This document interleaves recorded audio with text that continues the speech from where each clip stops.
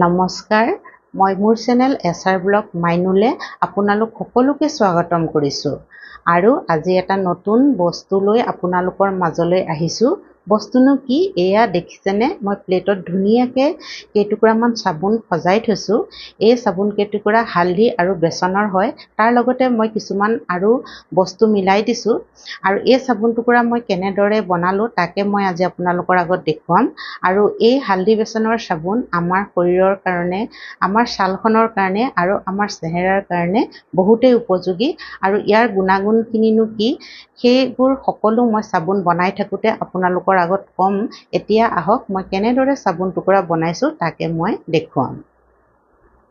এটা মই ডাঙৰ বাতি লৈ লৈছোঁ। ইয়াতে মই বেচন 5 চামুচ মিলাই দিম। মই অলপ সৰহকৈ বনাম, সেইকাৰণে মই 5 চামুচ বেচন দিছোঁ। আৰু আপোনালোকে বেচনৰ গুণাগুণৰ বিষয়ে জানে। বেচন লগালে কি হয় গালত, বেচনে আমাৰ চেহেৰাৰ কলা ৰংটো অলপ বগা কৰি তোৰে আৰু মুখৰ ৰংটো বা মুখৰ চেহেৰাৰ উজ্জ্বলতা বঢ়ায় আৰু মুখত কলা দাগ কিছুমান পৰে আৰু সেই দাগবোৰ আমাৰ বেচনে ঠিক কৰে। সেইকাৰণে আমি বেচন লৈছোঁ। আৰু বেচনৰ লগত লৈছোঁ আমি হালধি মই 1 চামুচ লৈছোঁ। হালধিত থাকে এণ্টি অক্সিডেণ্ট গুণ। আৰু হালধিয়ে কি কৰে, আমাৰ মুখত কেতিয়াবা ফুৰা ফুঞ্চি হয়, পিম্পল হয়, সেইবোৰ আমাৰ এই হালধিয়ে আমাৰ ঠিক কৰে আৰু মুখৰ ৰঙো ধুনীয়া কৰে, উজ্জ্বল কৰে। আৰু লগতে আমি মিলাম মৌজোল মিলালে কি হয়, মৌজোল যদি আমি মিলাওঁ তেতিয়া আমাৰ মুখখন একেবাৰে কোমল হৈ পৰে। বয়সৰ চাপৰ কাৰণে কেতিয়াবা আমাৰ মুখখন অকণমান দেখিবলৈ ৰাফ হৈ যায়, নহয়নে বাৰু? সেইবোৰ কি হয়, আমি যেতিয়া মৌজোল মিলাম তেতিয়া আমাৰ মুখখন কোমল হ'ব আৰু মসৃণ হ'ব আৰু বয়সৰ চাপটো সোনকালে দেখা নাপায়। আৰু লগতে আমি মিলাম নেমুৰ ৰসৰ কথাটো ক'বই নালাগে, সকলোৱে জানেই। নেমুৰ ৰসে আমাৰ মুখখন বহুত ধুনীয়া, উজ্জ্বল, একদম চাফা কৰি তোলে। মুখত যিবোৰ ধূলি মাকতি সোমায় আৰু মুখখনৰ ৰং ধুনীয়া কৰে আৰু সেই আমাৰ মুখত যিবোৰ প'ৰ থাকে সেইবোৰ খুলি দিয়ে আৰু অইলছবোৰ মুখৰ পৰা উলিয়াই দিয়ে। সেইকাৰণে আমি নেমুৰ ৰসো ব্যৱহাৰ কৰিব লাগে। দেখিছেনে? মই ভালদৰে এতিয়া এইখিনি মিলাই ল'ম। এতিয়া এইটো হৈছে ভিটামিন কেপচুল। এইটো ভিটামিন কেপচুল মেডিচিনৰ দোকানত পায়, ইভনৰ হয়। এতিয়া মই ইয়াৰে কেপচুল 3টা মিলাই দিম। এইকেইটা কেপচুলো মিলাবই লাগে। যদি নিমিলাই একো কথা নাই, কিন্তু মিলালে বহুতে ভাল। আমাৰ স্কিনৰ কাৰণে ভিটামিন বহুতে ভাল। সেইকাৰণে মই 3টা ভিটামিনৰ কেপচুল মিলাই দিছোঁ।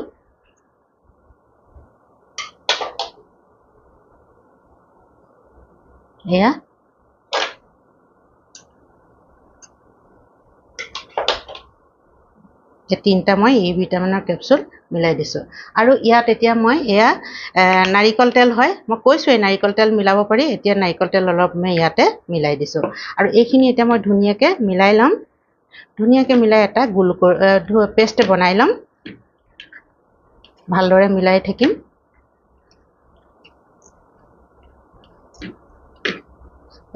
ডাঠ হৈছে, আৰু অকণমান লাগিব। দেখিছেনে?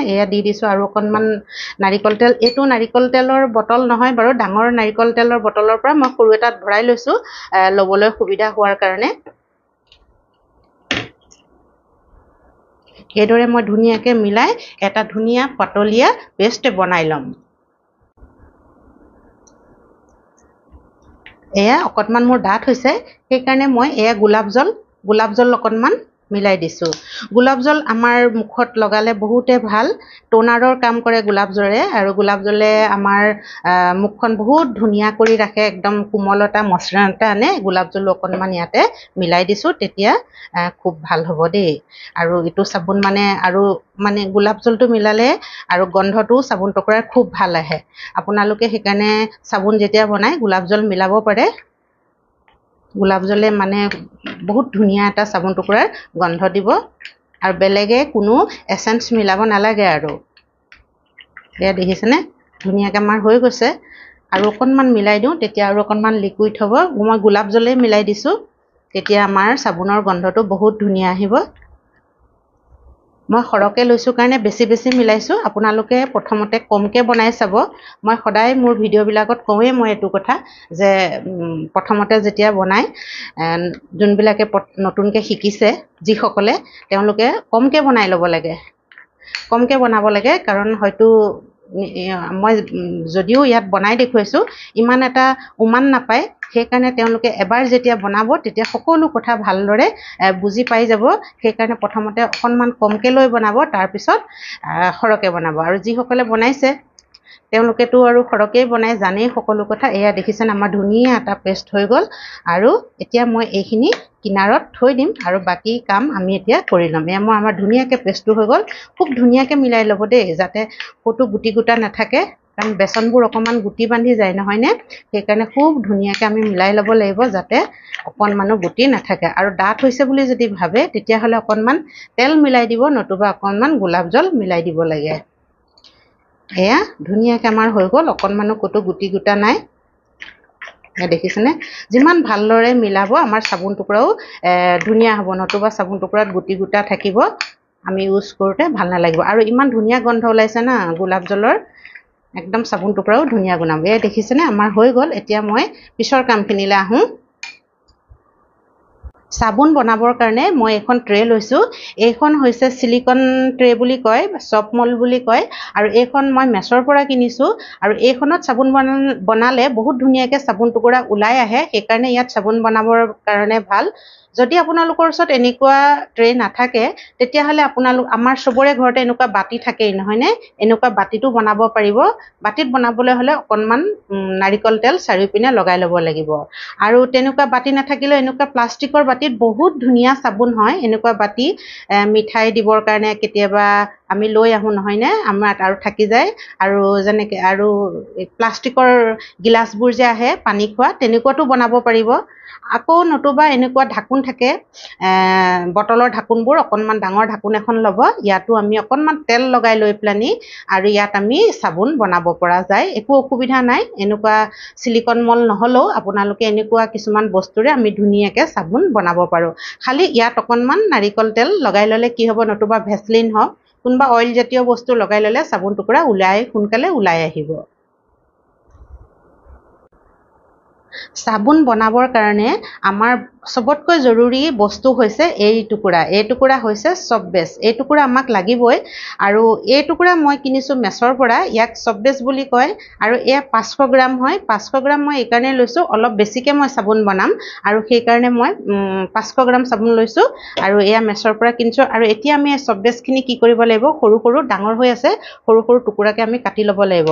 সৰু সৰু টুকুৰা কৰি কাটি ল'লে কি হ'ব, মানে চপ বেছখিনি সোনকালে গলি যাব। আৰু সোনকালে গলি গ'লে আমাৰ অকণমান সহায় হয় আৰু, নতুবা ইমানখিনি চপ বেছ গলোতে বহুত টাইম লাগিব নহয়নে।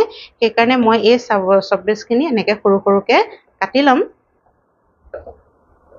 এনেকৈ মই ধুনীয়াকৈ সৰু সৰুকৈ কাটি ল'ম। এয়া চপ বেছখিনি মই ধুনীয়াকৈ সৰু সৰুকৈ কাটি ল'লোঁ। এতিয়া মই এই চপ বেছখিনি এটা চচপেনত দি দিম। এয়া চচপেনত দিলে উতলাবলৈ ভাল হ'ব। আৰু মই ষ্টীলৰ লৈছোঁ, আপোনালোকে এলুমিনিয়ামৰো ল'ব পাৰিব, একো নাই। এয়া গোটেইখিনি মই ইয়াতে দি দিলোঁ। এতিয়া আমি গেছৰ ওচৰলৈ যাওঁ। এয়া মই কেৰাহী এখনত পানী দি দিলোঁ আৰু পানীখিনি ধুনীয়াকৈ উতলি আছে। এয়া আৰু এনেকুৱা প্লেট এখন দি দিছোঁ ষ্টিলৰ, যিকোনো ষ্টেণ্ডো ল'ব পাৰি। মোৰ ওচৰত ষ্টেণ্ড নাই কাৰণে মই এনেকুৱা প্লেট এখনকে দি দিছোঁ। আৰু এয়া চপ বেছখিনি মই ইয়াতে এনেকৈ দি দিছোঁ। এয়া দেখিছেনে, আৰু গেছটো মই বেছি কৰি দিছোঁ। আৰু এতিয়া এইখিনি মই খুব ভাল ধৰণে গলাব লাগিব। আৰু এইখিনি ডাইৰেক্ট নগলাই গেছত, এনেকৈ পানী দি গলাই, ইয়াক ডাবল বইলিং মেথড বুলি কয়। আৰু এনেদৰে আমি গলাব লাগিব, ডাইৰেক্ট দিলে বেয়া হ'ব। সেইকাৰণে আমি এনেদৰে এতিয়া চপ বেছখিনি ভাল ধৰণে নগলালৈকে আৰু এইখিনি আমি ধুনীয়াকৈ এনেকৈ লৰাই থাকিব লাগিব। আৰু সোনকালেই গলি যায়, বেছি দেৰি নালাগে বাৰু।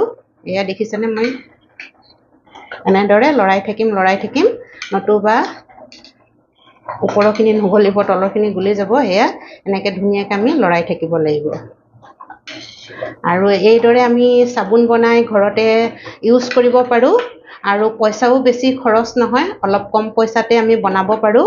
আৰু একেবাৰে প্ৰাকৃতিক পদ্ধতি হয়, কোনো ধৰণৰ কেমিকেল নালাগে। বজাৰৰ চাবোনবিলাকত কেমিকেল দিয়া থাকে নহয়নে, আৰু সেইকাৰণে খুব ফেনাই এইবোৰ চাবোন যদিও বা অকণমান কম ফেনাই তথাপিতো একেবাৰে নেচাৰেল মানে প্ৰাকৃতিক পদ্ধতি প্ৰাকৃতিক বস্তুৰে ঘৰত থকা বস্তুৰে বনাইছোঁ। চব বস্তু আমাৰ ঘৰতেই থাকে নহয়নে, খালি আমি এই চব্বেজ টুকুৰা কিনিব লগাত পৰিছে। এই টুকুৰাও নেচাৰেলে হয়, এই টুকুৰাও নেচাৰেল বস্তুৰে বনাইছে, নাৰিকল তেলৰ দ্বাৰাই বনোৱা হয়। আপোনালোকে চাৰ্চ কৰিলে ভাল। মই বাৰু এদিন ভালকৈ এইটো বস্তু ঘৰত বনাব পাৰিম, মই এদিন বনাই দেখুৱাম আপোনালোকক দেই। আৰু বাকী সকলো বস্তু ঘৰৰে হয়, খালি ই ভিটামিন কেপচুলটো কিনিব লাগে। বাকী আৰু নাৰিকল তেল থাকেই নহয়নে, সেইকাৰণে আমি আৰু আমাৰ মন পচন্দৰে আমি চাবোন বনাই ল'ব পাৰোঁ। মই ইয়াৰ আগতে নিম চাবোন দিছিলোঁ, নিম আৰু হালধিৰ চাবোন বেছি গৰম আছিল তেতিয়া, আৰু সেই টুকুৰা চাবোন আপোনালোকে খুব ভাল পাইছে আৰু লগতে মোক কমেণ্টছো কৰিছে যে বাইদেউ আপুনি আৰু বেলেগ বেলেগ চাবোন আমাক বনাই দেখুৱাব। আৰু সেইকাৰণে মই ভাবিলোঁ এতিয়া অকণমান গৰম কম হ'বলৈ ধৰিছে নহয়নে, অকণমান গৰম এতিয়া কম হ'ব আৰু বতৰৰ লগত মিলাই মই এই ফেচ পেক চাবোন টুকুৰা মই বনাই দেখুৱাইছোঁ আপোনালোকৰ আগত। আৰু এই ফেচ পেক চাবোন টুকুৰা কৈছোঁৱেই যে আমি যেতিয়া মুখত আমাৰ মহিলাসকলে জানেই আমি ঘৰুৱা ফেচ পেক বনাওঁতে যেনেদৰে চাবোন হালধি মিলাওঁ সেই সকলোবোৰ বস্তু আমি ইয়াত মিলাই মই চাবোন টুকুৰাৰ নাম দিছোঁ ফেচ পেক চাবোন। এয়া দেখিছেনে গলি আহিছে আৰু ভালদৰে গলিবলৈ দিম মই। যেতিয়া এইখিনি সম্পূৰ্ণৰূপে গলি যাব তেতিয়াহে মই আমাৰ যোনটো পেষ্ট বনাই থৈছোঁ সেইবোৰ মিলাম। আৰু আপোনালোকে দেখিছে মোৰ চাবোন বনোৱা পদ্ধতিটো, আৰু যদি ভাল পাইছে তেতিয়াহ'লে আপোনালোকেও বনাই চাব। আৰু মই সদায় কওঁ বেছিকৈ নবনাব, প্ৰথমতে দুটুকুৰা মই চব্বেজ 500 গ্ৰাম লৈছোঁ, আপোনালোকে 200 গ্ৰাম ল'ব, গম পাই যাব কাটোতে 200 গ্ৰাম কিমান হ'ব, সিমান বস্তু ল'ব। হালধিও অকণমান আধা চামুচতকৈ অকণমান কম, বেচনো এচামুচ, এনেকৈ কম কম বস্তু দি বনাই চাব ভালকৈ হৈছেনে নাই। আৰু বহুতে কয় চাবোন কোমল হয় আমি বনালে। মই যিমানবোৰ চাবোন বনাইছোঁ কাপোৰ ধোৱা কি বুলি কয় বাচন ধোৱা চাবোনেই হওক বা গা ধোৱা চাবোনেই হওক, মোৰ চাবোন কোমল হোৱা নাই। আৰু সেইকাৰণে মই কৈছোঁ আপোনালোকে কমকৈ বনাই চাব, তেতিয়া সকলো বস্তুৰ উমান পাই যাব। আৰু চাবোন কোমল হোৱাৰ এটা প্ৰধান কাৰণ হৈছে এই পেষ্টটো মই দেখুৱাইছোঁ ৰ'ব। এই যে আমি পেষ্টটো বনাই থৈছোঁ এই পেষ্টটো বেছি পনীয়া হ'ব নালাগে, দেখিছেনে মোৰ বেছি পনীয়া হোৱা নাই, বেছি পনীয়া হোৱা নাই। এইটো যদি বেছি পনীয়া হয় ন তেতিয়া কি হ'ব, এই চাবোন টুকুৰা আমাৰ কোমল হ'ব। এই কথাটো একদম ধ্যানত মানে থাকিব লাগে দেই। বহুতেৰে কয় যে আমাৰ চাবোন কমেণ্টছত মোক লিখিছে বা আমাৰ চাবোন একেবাৰে কোমল হয়। সেইকাৰণে মই আপোনালোকক দেখুৱাই দিছোঁ যে পেষ্টটো কেনেকুৱা হ'ব লাগে। চব্বেজখিনিতো একেই থাকিব, সকলোৰে একেই চব্বেজ হয়, ইয়াত কোনো পনীয়া বা ডাঠৰ প্ৰশ্নই নুঠে। এনেকৈ গলালে চবৰে একেই থাকিব। এয়া দেখিছেনে আমাৰ ধুনীয়াকৈ গলি গ'ল, এয়া আমাৰ ধুনীয়াকৈ এইখিনি গলি গ'ল। এতিয়া মই এই বনোৱা পেষ্টখিনি ইয়াতে ঢালি দিম। মই আকৌ দেখুৱাইছোঁ দেখিছেনে কিমান হৈছে, বেছি পাতল হোৱা নাই আৰু একেবাৰে ডাঠো হোৱা নাই। এতিয়া মই এইখিনি ইয়াতে দি দিম।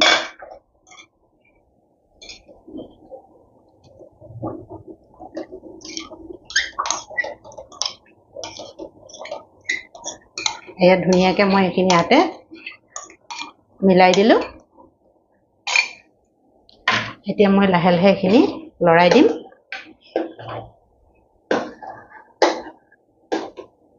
আৰু এইখিনি এতিয়া যেতিয়া আমি দি দিওঁ পেষ্টখিনি ইয়াত দি দিওঁ, বেছি দেৰিলৈ থ'ব নালাগে, কাৰণ কি হ'ব গোটা বান্ধি যাব, মানে সোনকালে গোটা বান্ধি যায় চাবোন, একদম সোনকালে গোটা বান্ধি যায়। সেইকাৰণে আমি বেছি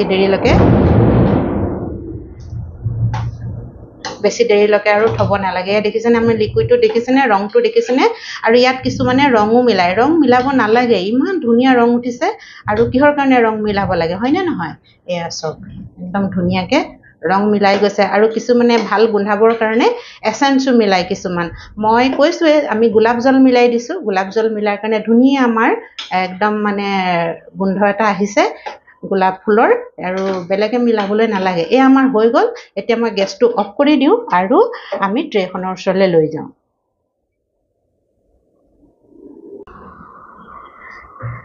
এয়া আমাৰ তৈয়াৰ হৈ গ'ল। এতিয়া এইটোত মই অকণমান নাৰিকল তেল লগাই লৈছোঁ। নাৰিকল তেল লগালে মানে কি হয়, উলিয়াবলৈ ভাল হয় আৰু চাবোন টুকুৰা, বাকী একো কথা নাই। আৰু মই ঢাকোনখনতো বনাই দেখুৱাম দেই আজি আপোনালোকক। এনেকুৱা যদি মল নাথাকে একো চিন্তা কৰিব লগা কাৰণ নাই। এয়া দেখিলেনে মই ধুনীয়াকৈ চবতে নাৰিকল তেল লগাই দিলোঁ এই দুখনত, আৰু এইখনত লগাবলৈ নালাগে, এইখনৰ পৰা ধুনীয়াকৈ হয়। আৰু আমাৰ এইখিনি এয়া দেখিছেনে আমাৰ হৈ গ'ল। আৰু এতিয়া মই এইবিলাকত ধুনীয়াকৈ দি যাম।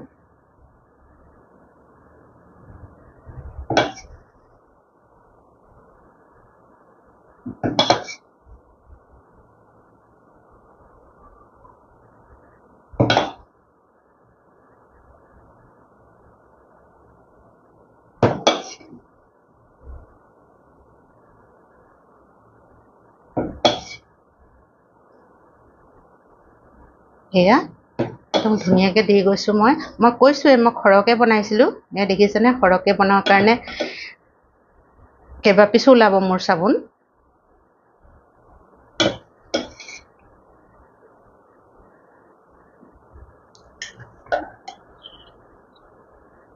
এই অকণমান এইটো লাগি পেলানি ইয়াত এয়া চাওকচোন কি হৈ গ'ল। একো নাই বাৰু, পিছত মোহাৰি দিম ধুনীয়াকৈ।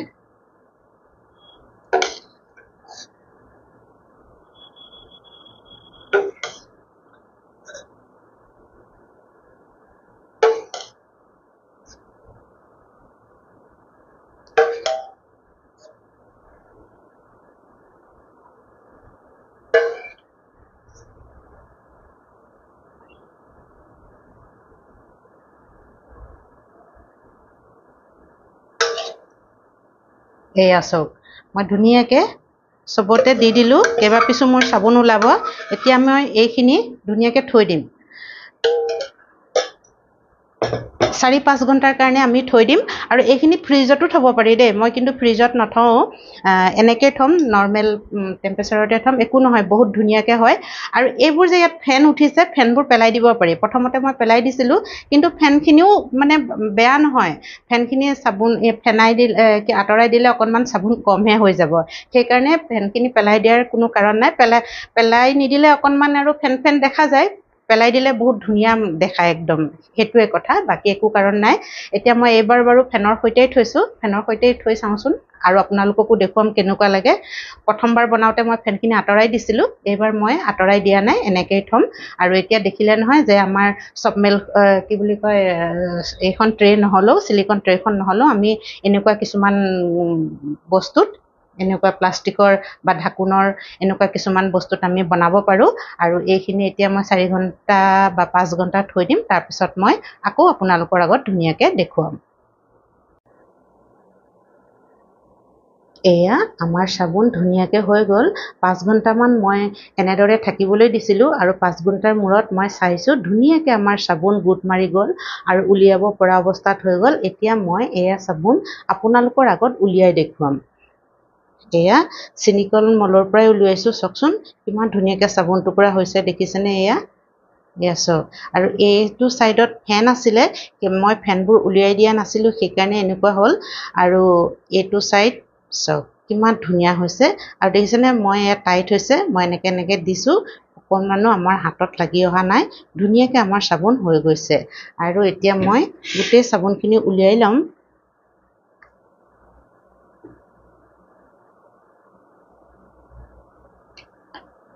এয়া ইমান ধুনীয়া হৈছে দেখিবলৈ। আৰু চিলিকন মলত বনালে শ্বেপটোও বহুত ধুনীয়াকৈ আহে চাবোনৰ, একেবাৰে বজাৰৰ চাবোনৰ দৰে শ্বেপ আহে। এয়া আৰু এয়া দেখিছে নহয় কিমান ধুনীয়াকৈ হৈছে। আৰু এয়া মই প্লাষ্টিকৰ বাটিত যে বনাইছিলোঁ, এই টুকুৰাও মই আপোনালোকৰ আগত এতিয়া ওলোৱাই দেখুৱাম। এই টুকুৰা চাওকচোন কিমান ধুনীয়া হৈছে চাবোন, নহয়নে বাৰু? এয়া আৰু এয়া দেখিছেনে কিমান ধুনীয়া হৈছে চাবোন। আৰু মই বনাইছিলোঁ বটলৰ ঢাকোন এখনত, এয়া কৈছিলোঁৱে বটলৰ ঢাকোনতো চাবোন বনাইছোঁ বুলি। এতিয়া মই এই টুকুৰা উলিয়াই দেখুৱাম। এই টুকুৰা চাওকচোন, এই টুকুৰাও কিমান ধুনীয়া হৈছে চাবোন, বটলৰ ঢাকোনত বনাইছোঁ যদিও একেবাৰে ধুনীয়া হৈছে, আৰু উলিয়াবলৈ একো দিগদাৰি হোৱা নাই। এয়া চাবোনবোৰ দেখিয়ে কিমান ভাল লাগিছে নহয়নে? একেবাৰে বজাৰৰ চাবোনৰ দৰে লাগিছে। চিলিকন মলত বনোৱাৰ কাৰণে চাবোনৰ শ্বেপটো বহুত ধুনীয়া আহে, আৰু সেইকাৰণে দেখিবলৈ আৰুৱে ভাল লগা হৈ পৰে।